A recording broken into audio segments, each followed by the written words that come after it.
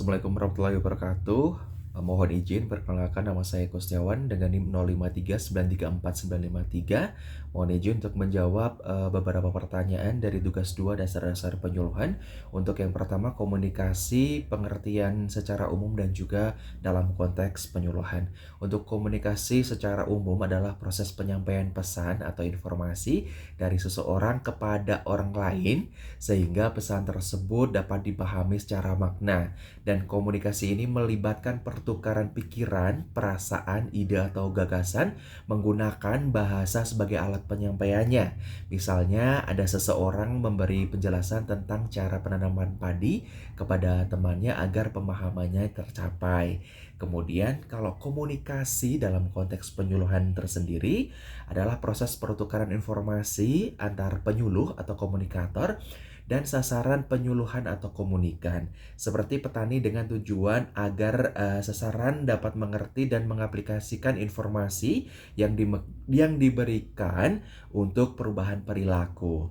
Kemudian penyuluhan ini menekankan komunikasi dua arah yang efektif untuk meningkatkan pengetahuan, sikap maupun keterampilan sasaran.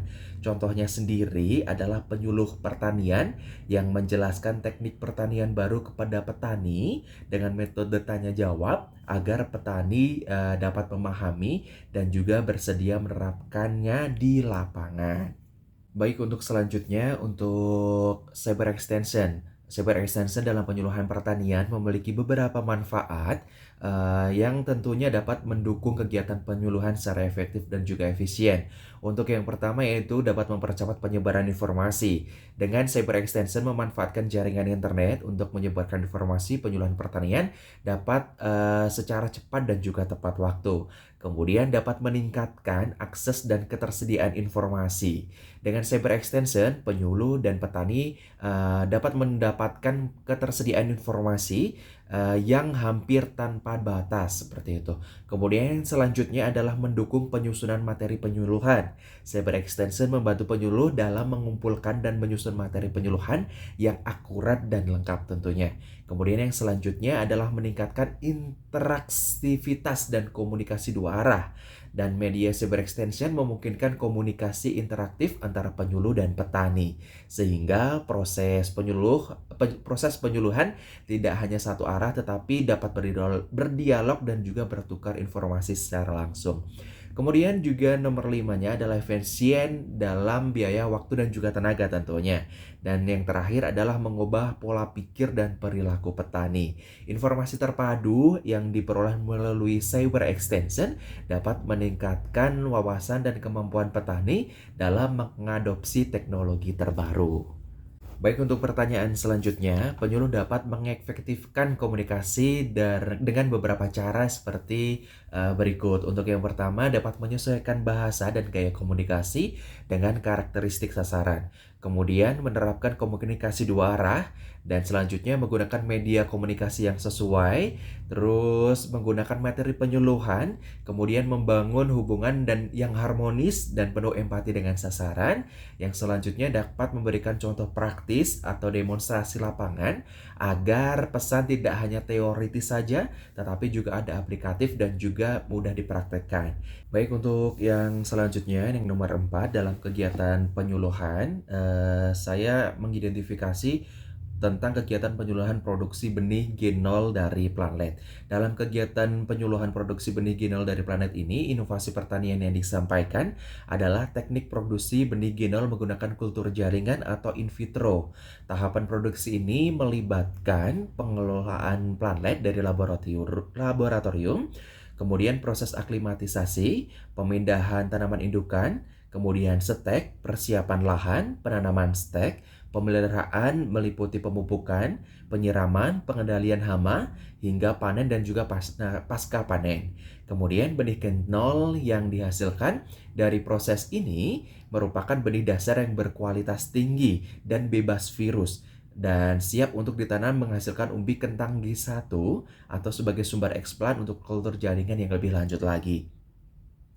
Kemudian tahapan adopsi inovasi yang terjadi pada petani atau pelaku agribisnis biasanya dimulai dari tahapan sadar atau awareness mengenai adanya inovasi teknologi kultur jaringan benih kentang genol. Kemudian yang selanjutnya adalah minat atau interest, mencari informasi lebih detail tentang manfaat dan cara budidayanya. Kemudian selanjutnya adalah evaluasi atau evaluation dengan mempertimbangkan keuntungan dan resiko, mencoba benih kultur dari jaringan. Kemudian selanjutnya adalah percobaan atau trial.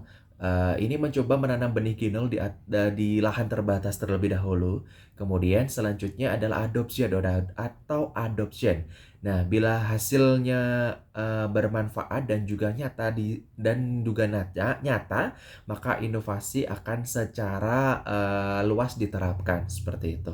Kemudian ada juga faktor-faktor yang mempengaruhi kecepatan adopsi inovasi pada produksi benih kentang genol, yaitu meliputi yang satu pertama adalah ketersediaan benih unggul genol dan akses yang mudah terhadap benih tersebut. Sangat berpengaruh terhadap adopsi karena benih harus mudah diperoleh oleh petani. Kemudian untuk selanjutnya adalah karakteristik sosial ekonomi petani, termasuk tingkat pendidikan, umur, dan juga pengalaman bertani. Nah, petani dengan pendidikan lebih tinggi dan pengalaman lebih akan cenderung cepat mengadopsi teknologi baru. Kemudian selanjutnya adalah teknologi dari penyuluhan dan juga pendampingan yang terus-menerus. Nah, ini dapat membantu pemahaman dan juga kepercayaan petani terhadap teknologi benih kentang genol seperti itu. Mungkin sekian yang dapat saya sampaikan. Mohon izin apabila terdapat banyak kesalahan dalam penyampaian hal ini. Kami akhiri. Wassalamualaikum warahmatullahi wabarakatuh.